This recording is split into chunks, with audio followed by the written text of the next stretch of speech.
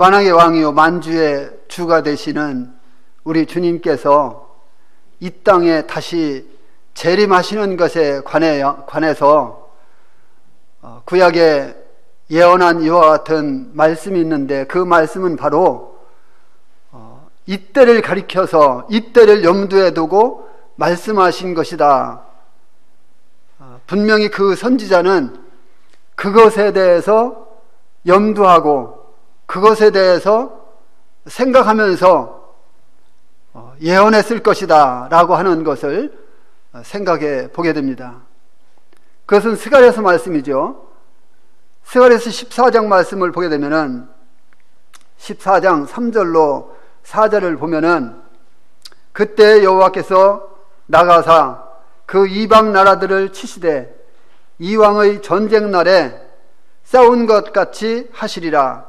그날에 그 발이 예루살렘 앞 곧 동편산에 서실 것이요 감람산은 그 한가운데가 동서로 갈라져 큰 골짜기가 되어서 산 절반은 북으로 절반은 남으로 옮기고, 이와 같은 말씀이 스가랴서 14장 3절 4절 말씀에 있습니다.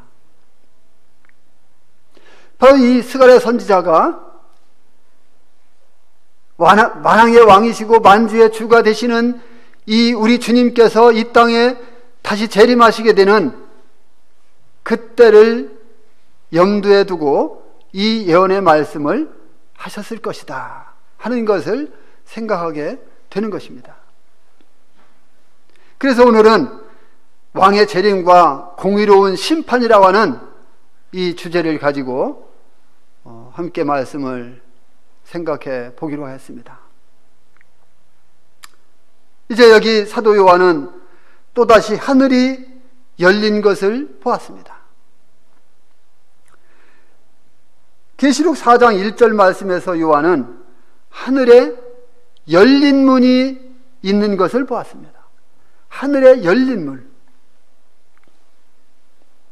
그리고 그 열린 문, 그곳은 그 누구도 접근할 수 없는 곳이고 하나님께서 계신 영역이고, 하나님이 허락하지 아니하면은 절대로 그것을 볼 수 없는 그곳인데,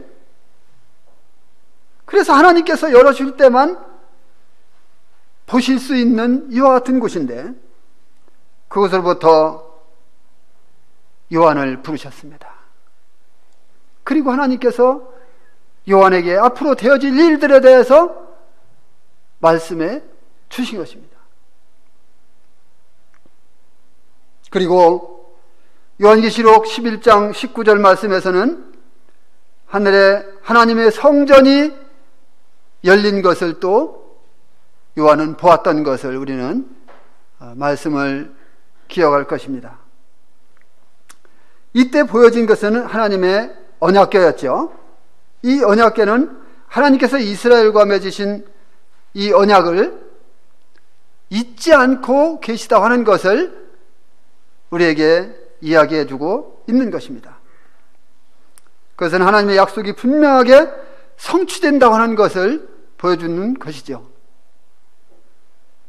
하나님의 말씀이, 하나님께서 말씀하신 것을 분명하게 1.1핵도 땅에 떨어지는 것이 없이 다 성취된다 하는 것을, 특별히 이스라엘과 관련된 이와 같은 부분들에 대해서는 더 확실한 것입니다.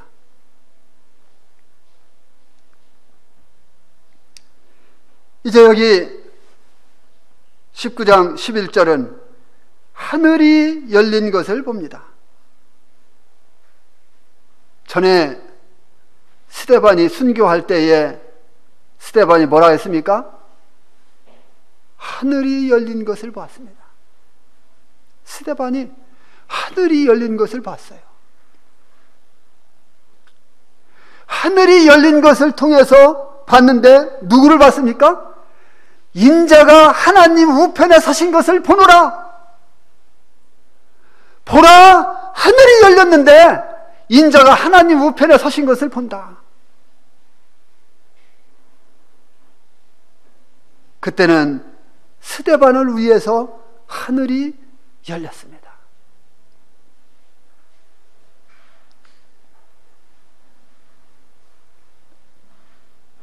스데반을 위해서 하늘이 열리고 우리 주님께서 하나님 보좌 우편에 서신 것을 스데반은 목격했던 것입니다. 또한 예수님께서 침례 받으시고 물에서 올라오실 때에 하늘이 열렸습니다. 우리 주님께서 침례 받고 올라오실 때에 하늘이 열리고 하나님의 성령이 비둘기같이 내려서 우리 주님 위에 임하셨습니다. 이제 만왕의 왕이요 만주의 주이신 이 예수님을 위해서 열린 하늘을 사도 요한은 본 것입니다. 열린 하늘에서부터 백마를 타고 임하시는, 백마를 타고 이 땅에 오시는 그 예수님을 본 것입니다. 열린 하늘을 통해서 보여진 백마를 탄 그분, 사도 요한은 그분을 보았습니다. 사도 요한은 이 열린 하늘로부터 백마와 그것을 탄 자가 있는 것을 보았던 것입니다. 그분이 바로 누굽니까? 그분은 예수님이십니다. 그리스도이십니다. 만왕의 왕이십니다. 만주의 주가 되시는 것입니다. 그분이 오시는 것을 사도 요한은 봤어요. 그 예수님께서 예루살렘에 입성하실 때에 과거에 무엇을 탔습니까? 그때는 나귀를 타셨습니다. 그러나 이제 이 예수님께서 여기에 나귀를 타고 예루살렘을 입성하셨던 그 예수님께서 이제 백마를 타고 입성하십니다. 그때는 스가랴서 9장 말씀에서 예언한 대로 겸손하여서 나귀를 타고 입성하셨습니다. 누가? 우리 주님께서. 이제 백마를 타고 나타나셨는데 이것은 정복과 승리를 나타내는 것으로서 그리스도께서 하나님을 대항하는 모든 대적들과 짐승 사탄 마귀를 완전히 초토화시키고 소멸시키는 이와 같은 이 모든 심판에 대해서 이야기하고 있는 것이며 우리 주님이 분명하게 승리하시는 분이시라는 것을 이야기해주고 있는 것입니다. 백마를 타신 우리 주님은 계시록 6장 2절 말씀에 보면은 백마를 타고 나타난 자가 있는데 그와는 전혀 다른 분이십니다. 요한계시록 6장 2절에 백마를 타고 나타난 이와 같은 인물이 있죠. 그는 거짓 평화를 가져오는 것입니다. 그가 나타나면 기근이 오고, 그가 나타나면 전쟁이 오고, 그가 나타나면 모든 죽음이 오는 것입니다. 그러나 여기 백마를 타고 나타나신, 하늘이 열리고 백마를 타고 나타나신 이 주님은 그와는 완전히 다른 분이십니다. 6장 2절에 백마를 타고 나타난 자는 땅에서 나왔죠. 그러나 우리 주님은 하늘이 열리고 하늘로부터 오신 분이십니다. 그는 적그리스도입니다. 이제 우리 주님께서는 백마를 타고 오셔서 공의로우신 심판을 하시게 될 것입니다. 공의로운 심판, 바로 우리 주님이 하실 그와 같은 심판이신 것입니다. 주님의 이름이 충신과 진실이라고 했는데 우리 주님은 이 땅에 계시는 동안 아버지께 충성하셨고, 그리고 주님의 성품대로 주님 자신의 약속을 이행하시는 데 있어서 우리 주님은 신실하십니다. 따라서 주님은 심판장으로 임하십니다. 공의로운 심판을 하신다고 하셨는데 이것은 그리스도의 신실하심과 진실하심에 대한 증거인 것입니다.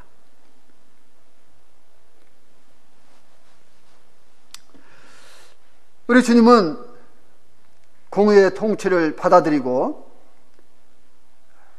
이 공의의 통치 안에서 살기를 원하는 이와 같은 사람들로 이루어진 그와 같은 주님의 나라를 이제 다스리실 것입니다. 그러나 주님을 배반하고 주님을 대항하는 이와 같은 자들을 완전히 멸하실 것입니다.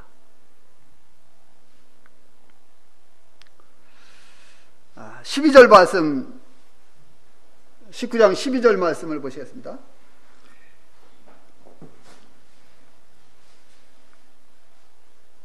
그 눈은 불꽃 같고 그 머리에는 많은 관들이 있고 또 이름 쓴 것이 하나가 있으니 자기밖에 아는 자가 없고. 여기 우리 주님의 눈은 불꽃 같다고 했습니다. 그런데 요한계시록 1장 14절 말씀과 2장 18절 말씀에서도 불꽃 같은 이 주님의 눈을 말씀하고 있습니다. 여기에서 말씀하고 있는 이 불꽃 같은 눈은 심판과 관계가 있는 것입니다. 여기에서는 우리 주님의 이 불꽃 같다는 눈이 심판과 관계가 있는 거예요. 불꽃 같은 우리 주님의 눈은 인간들의 내면은 물론이거니와 하나님을 대항하는 모든 반역과 불신을 불꽃 같은 눈으로 꿰뚫어 보신다고 하는 것입니다. 그 불꽃 같은 눈 앞에 누가 숨길 수 있으며 불꽃 같은 눈 앞에 드러나지 않을 것이 무엇이 있겠습니까?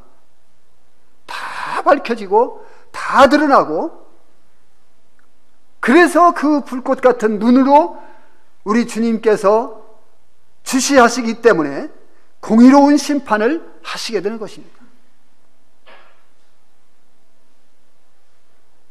바로 불꽃 같은 눈을 가지신 우리 주님 앞에 모든 악인들은 심판하시는 그 주님 앞에 벌벌 떨 수밖에 없는 것이죠.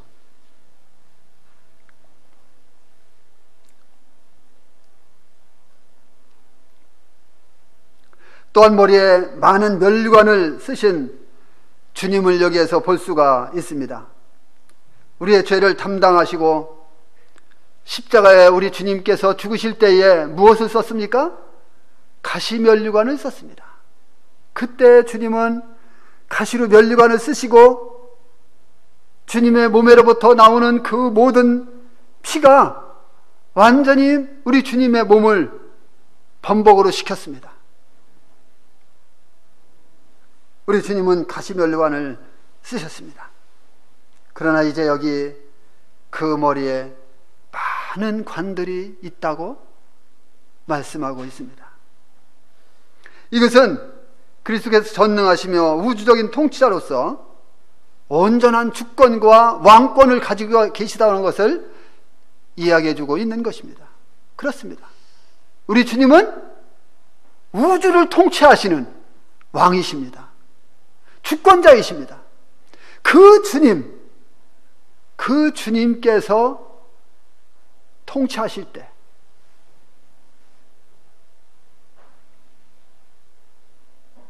그때가 바로 얼마 남지 않았다고 하는 것입니다. 그때가 곧 온다고 하는 것입니다.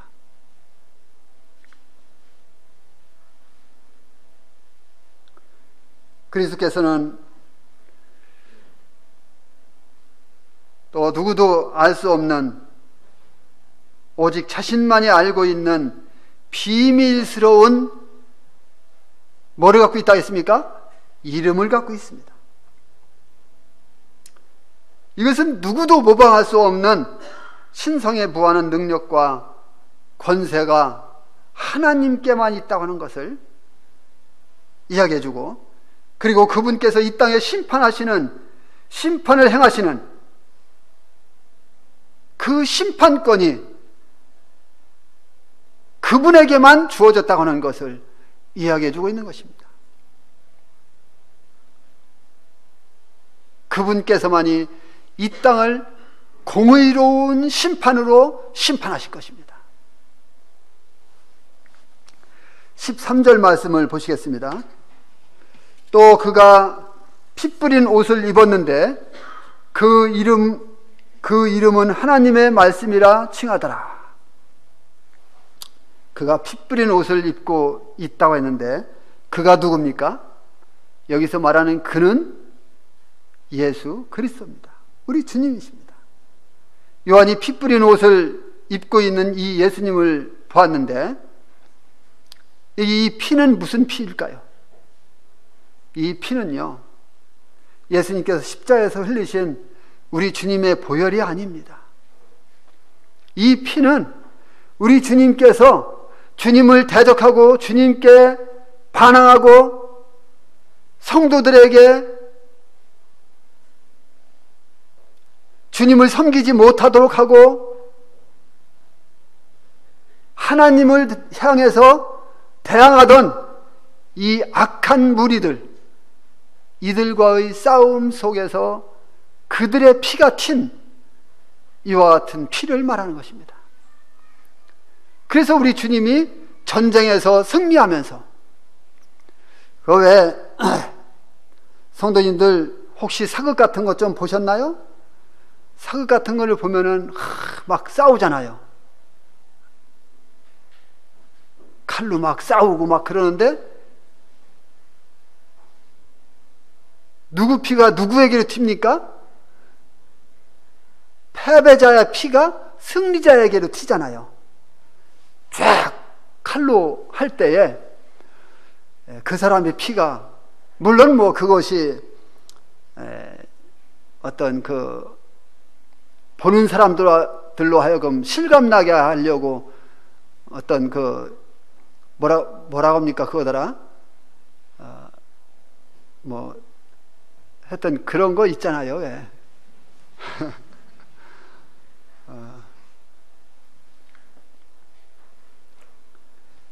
여기서 생각이 안 나. 실감나게 하려고 뭐 하는 거 있잖아요. 왜? 프로그램에서 뭐 하는 거 있잖아요. CG? 하여간 뭐 그런 거 있잖아요. 그렇게 해서 막 피가 쫙 튀게 하고, 이제 그런 거겠지만, 뭐 실제 죽일 때는 그렇게 많이 튀겠어요. 그런데 여기에서 지금 우리 주님이 피 뿌리는 옷을 입고 있다고 하는 것은 바로 그런 거예요. 우리 주님이 악한 무리들과의 전쟁 속에서, 물론 주님께서 실제 그들과 하나하나 대항해서 막 칼로 막 싸우고 이런 거는 여기에서 정확하게 이야기해주고 있지 않습니다만은, 뒤에서 더 우리에게 보여주고 있는 건 뭐예요? 주님의 입으로부터 나오는 말씀이 나오잖아요. 그래서 우리 주님은 그 악한 무리들과의 싸움에서 승리했다고 하는 이 피가 바로 여기에 등장하는 것입니다. 그래서 이 피는 바로 대적들의 피예요. 바로 이 원수 대적자들과의 싸움에서 그들의 피가 그리스도의 옷에 튄 것이죠. 이 말씀은 이사야서 63장 3절 말씀에서 인용이 됐습니다. 우리 한번 보실까요? 이사야서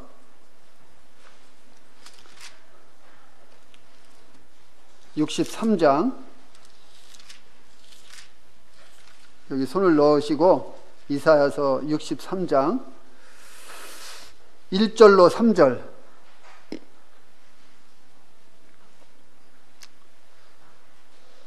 읽어드리겠습니다. 에돔에서 오는 이 누구며 붉은 옷을 입고 보스라에서 오는 이 누구냐? 그의 화려한 의복 큰 능력으로 걷는 이가 누구냐? 그는 나이니 공의를 말하는 이요 구원하는 능력을 가지신 이니라. 어찌하여 내 의복이 붉으며 내 옷이 포도주 틀을 밟은 자 같으냐?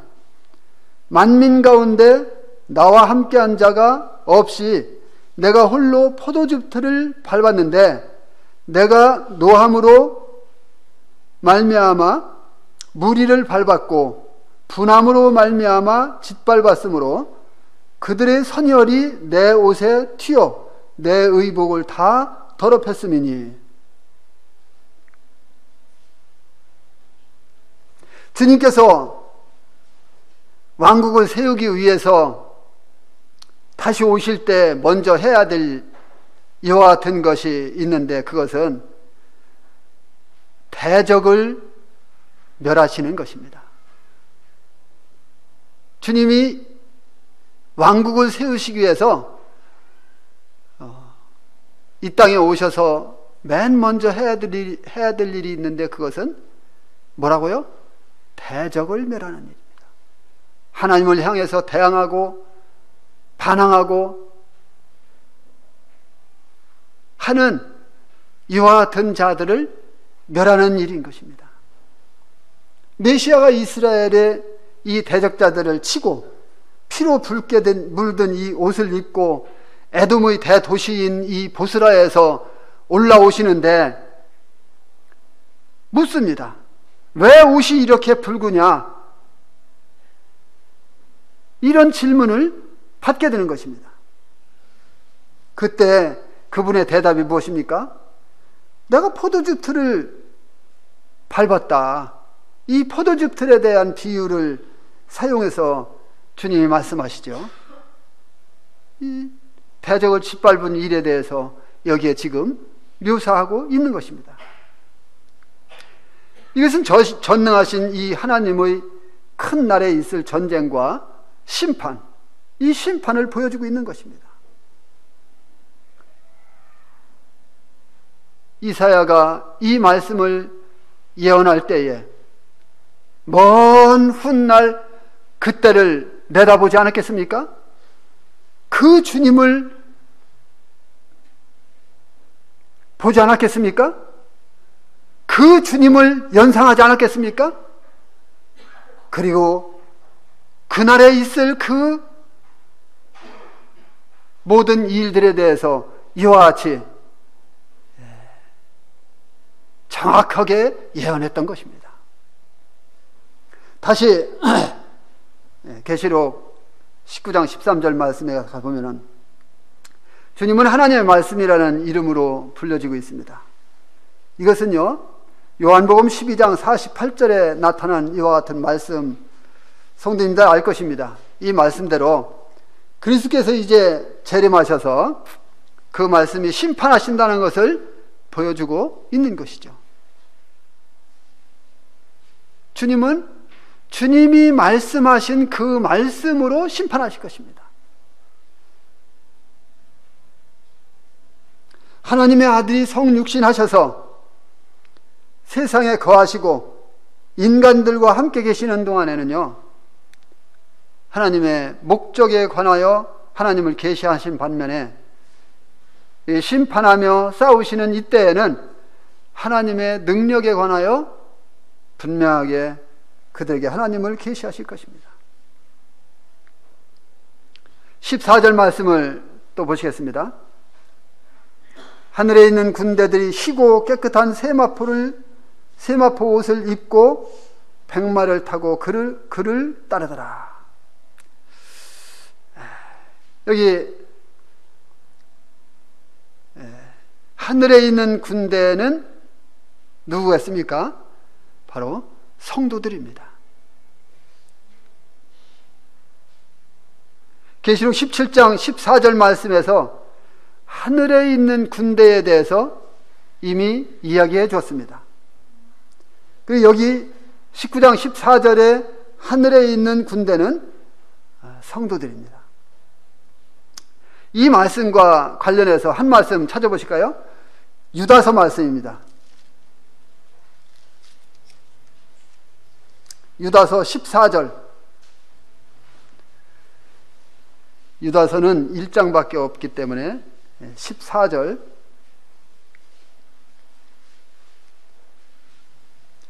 아담의 7대손 에녹이 이 사람들에 대하여도 예언하여 이르되,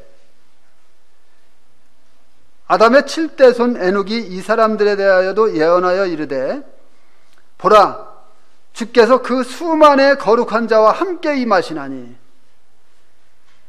여기 물론 에녹은 이런 예언을 한 적이 없죠. 저는 성경에서 이런 예언한 거를 찾아보지 못했습니다. 그런데 여기 지금 유다는 에녹이 이런 예언을 했다고 하면서 성령에 의해서 지금 이것을 기록해 주고 있습니다. 그런데 유다가 이렇게 이야기하는 이때가 언제를 놓고 이야기합니까?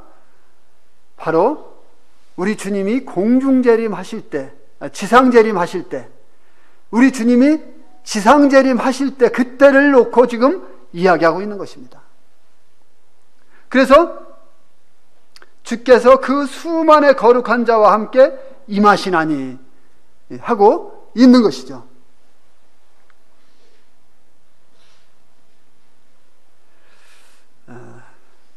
다시 14절 가서 보면 여기 주님께서 백마를 타고 계시는데 성도들도 백마를 타고 뒤를 따르고 있습니다.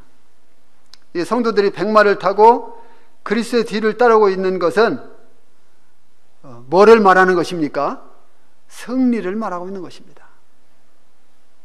우리 주님의 승리가 바로 성도들의 승리인 것입니다. 우리 주님의 이김은 성도들의 이김인 것입니다.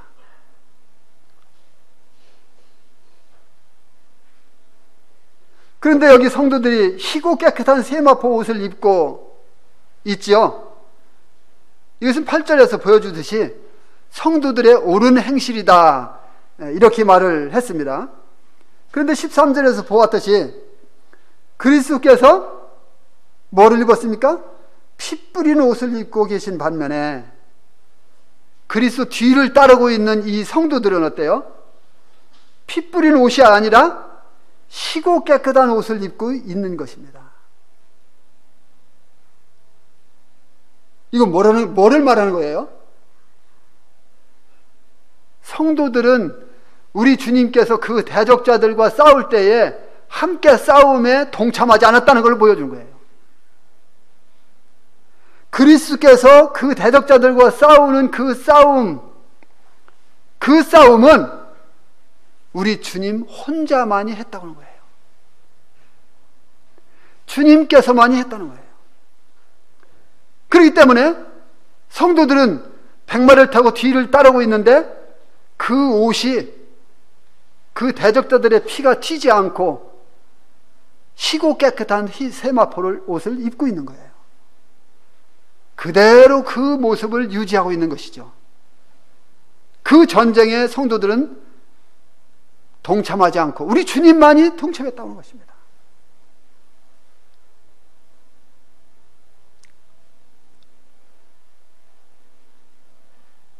이제 우리 주님께서 이렇게 싸우시고 성도들은 만왕의 왕이시며 만주의 주가 되시는 이 우리 주님께서 행하시는 이 권능을 보고 그 승리에 성도들은 그냥 동참만 했던 것입니다. 15절 말씀을 보시겠습니다.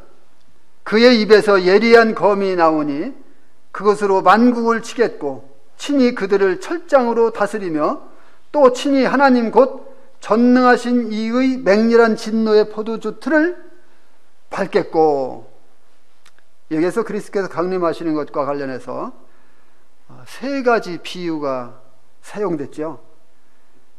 그리스도께서는 그 입에서 나오는 이 검으로 만국을 치실 것이다, 이렇게 말씀하고 있습니다. 이 검은 싸우는 용사에게 필요하죠. 용사에게 검이 없다면은 싸움에 전장에 나갈 수가 없죠. 어떻게 나가서 싸우겠습니까? 그래서 이 검이라는 것은 용사들에게 필요한 것입니다. 그래서 우리 주님이 이 왕 대신 용사이시죠. 이 왕이신 우리 용사 그리스도께서는 바로 예리한 검을 가지고 계십니다. 그런데 이 예리한 검이 반역하는 땅의 군대들을 향해서 우리 주님은 사용하실 것입니다. 그들을 공의로 심판하는 데 사용하실 것입니다. 이 검에 대해서 이사야는 11장 4절에서 이렇게 예언하기를, 그의 입술의 기운으로 악인을 죽일 것이라고 예언을 했고요. 데살로니가 후서 2장 8절에서는 그 불법한 자가 나타나리니 주 예수께서 그 입의 기운으로 그를 죽이시고 강림하여 나타나심으로 패하시리라, 이렇게 말씀하고 있습니다. 그러니까 이 사탄 마귀와 그를 추종하는 군대들이 아무리 날뛴다 해도 우리 주님의 말씀 한마디면 가는 거예요. 그냥 끝나는 거예요. 우리 주님께서 말씀하시면 끝장나는 거예요.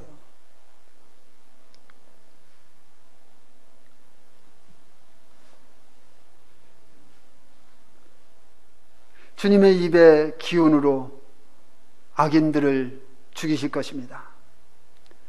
이 철장은 다스리는 데 사용될 것입니다.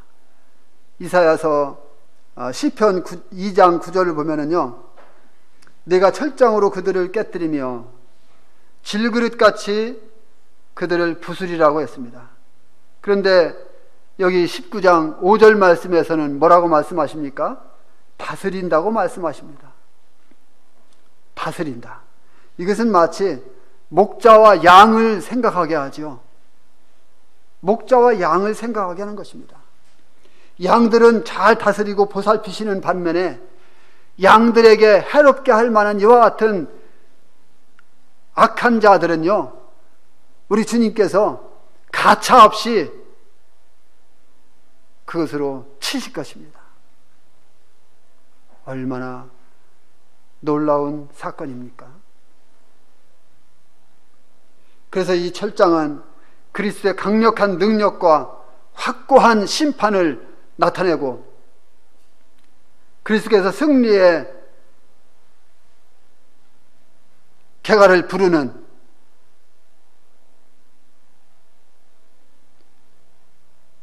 이와 같은 놀라운 말씀인 것입니다.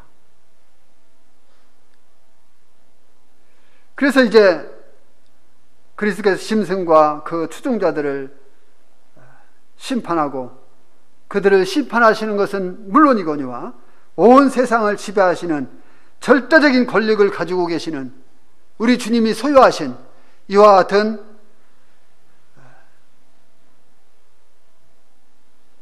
주님이라는 것을 보여주고 있는 것입니다. 그리고 여기 포도주 틀을 밟겠고 했는데 이것은 계시록 14장 20절 말씀에서 말씀하셨죠. 그런데 여기에서는 더 자세하게 설명해 주고 있는 것을 볼 수가 있습니다. 맹렬한 포도주, 맹렬한 진노의 포도주 틀을 밟는 분이 바로 우리 주님이라고 하는 것을 여기에서 말씀해 주고 있는 것을 볼 수가 있습니다. 이것은 이사야서 63장 3절 말씀의 예언의 성취죠. 그리고 요한일서 3장 13절도 보게 되면 너희는 낫을 쓰라 곡식이 익었도다 와서 밟을지어다 포도주 틀이 가득 차고 포도주 독이 넘치니 그들의 악이 크미로다 라고 했습니다. 실제로 우리 주님께서 재림하실 때에는요, 악한 짐승 사탄 마귀와 그 추종자들이 예루살렘 주위에 가득 차게 될 텐데, 그 모든 자들이요 마치 포도주 틀에 포도가 가득해서 포도주 틀을 밟는 이와 같은 것 같을 것입니다. 그들이 그와 같은 모습으로 심판을 우리 주님께서 행하실 것입니다. 바로 이것을 구약의 선지자들이 이렇게 예언을 했던 것입니다. 16절 말씀 보시겠습니다. 그 옷과 그 다리에 이름을 쓴 것이 있으니 만왕의 왕이요 만주의 주라 하였더라. 우리 주님께서 입고 있는 옷과 그 다리에 이름 쓴 것이 있대요. 그런데 그 이름이 무엇이라 했습니까? 만왕의 왕이요 만주의 주다. 만왕의 왕이요 만주의 주라고 했습니다. 성도님들은 우리 주님이 만왕의 왕이시고 만주의 주라고 하는 것에 대해서 믿으십니까? 예, 믿으시는 줄 압니다. 저도 그렇게 믿고 인정합니다. 우리 주님은 만왕의 왕이시고 만주의 주가 되십니다. 계시록 17장 14절은 분명하게 우리 주님께서 만주의 주시오 만왕의 왕이시라고 하는 것에 대해서 말씀하고 있습니다. 사도 바울도 이것을 분명하게 말씀하셨습니다. 우리 한번 읽고 이 말씀 읽고 마치겠습니다. 디모데전서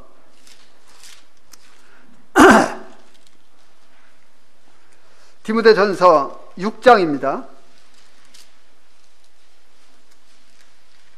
15절. 기약이 이르면 하나님이 그의 나타나심을 보이시리니 하나님은 복되시고 유일하신 주권자이시며 만왕의 왕이시며 만주의 주시고. 기약이 이르면 했는데 이것은 우리 주님께서 이 땅에 재림하실 때를 말합니다. 이 기약이 이르면 이것은 우리 주님께서 이 땅에 다시 재림하시게 되는데, 공중 재림하시는 것은 교회를 데려가시기 위해서 오시는 것이고, 이 땅에 재림하시는 것은 왕국을 건설하시기 위해서 오시는 거예요. 그래서 이 두 재림은 완전히 틀립니다.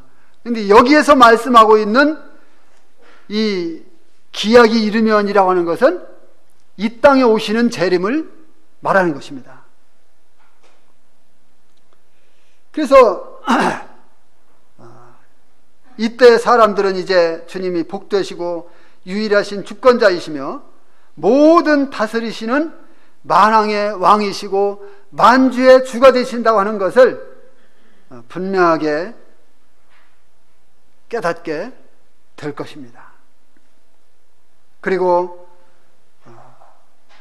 요한복음 18장 말씀을 보게 되면은 빌라도가 우리 주님을 재판하면서 그러면 네가 왕이 아니냐 라고 하는 이 조롱 섞인 말로 우리 주님을 그렇게 대했는데, 여기